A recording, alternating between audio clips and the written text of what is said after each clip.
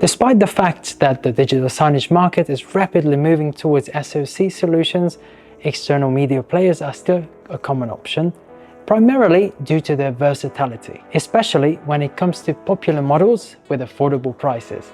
Hi all, my name is Gabriel and you're on the Look Digital Signage channel, where we talk about everything related to digital screens in one way or another. We regularly publish really useful content on our channel, so subscribe and don't forget to click the bell so you don't miss anything.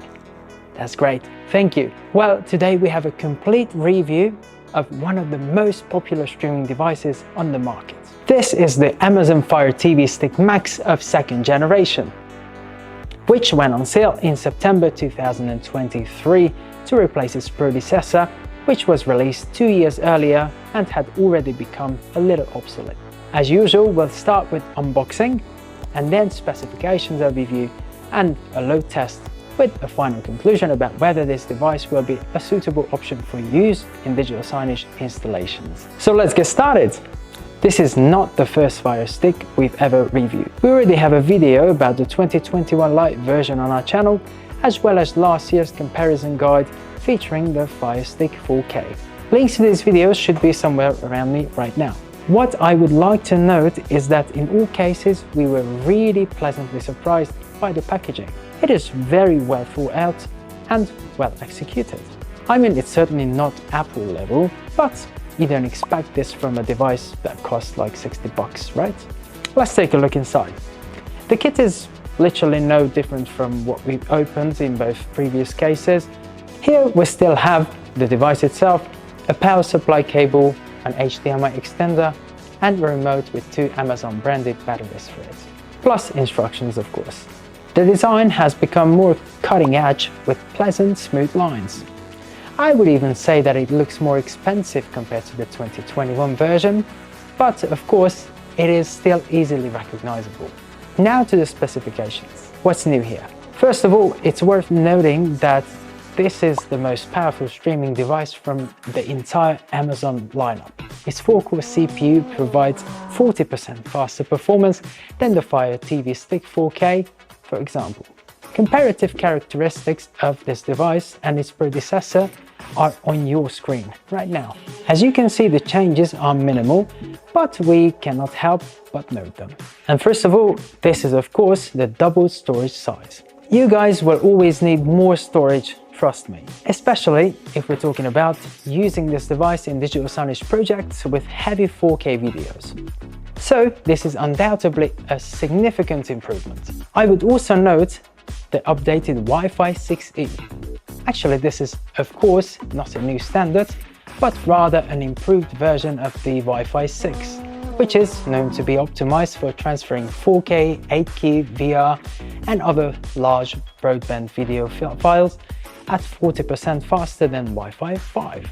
This is again extremely important in the case of digital signage, especially if you're going to play a lot of streaming videos. So what is the difference between Wi-Fi 6E and Wi-Fi 6? Well, essentially it lies in the fact that only devices with Wi-Fi 6E are capable of operating in the 6 GHz band. This allows in particular to significantly improve the quality of games and video streaming wireless networks, even in conditions where several devices are connected to the same network. Here, however, it's worth noting that to benefit from Wi-Fi 6E, you will need a Wi-Fi 6E compatible router like the Eero 6 for example. But Fire TV Stick 4K Max is also backward compatible with earlier Wi-Fi routers. Let's go next. Concerning interfaces, as usual we have only one port, a power in and of course an HDMI connector. There's no LAN port, so this device may not be suitable for many digital signage projects. Of course, you can use adapters, but it's known any additional connection reduces the reliability of the whole setup. Okay, now to the testing. Everything as usual starts with the setup, for which you will still need an Amazon account. This is still not a big problem if you have 1 or 2 devices, but it is still a real pain and a lot of wasted time in case of several dozen devices. Next, find the Look app on Amazon Store, install and launch it on the stick. Open Loop Content Manager and add the device. As usual, we use a load scenario with 4K videos and several streaming content items. As you can see, there are no complaints about the playback. The device handles this case quite confidently, unlike the Fire Stick 4K, which heavy 4K videos froze or played with twitching from time to time. But if you add a 4K video from YouTube, it starts to twitch slightly from time to time.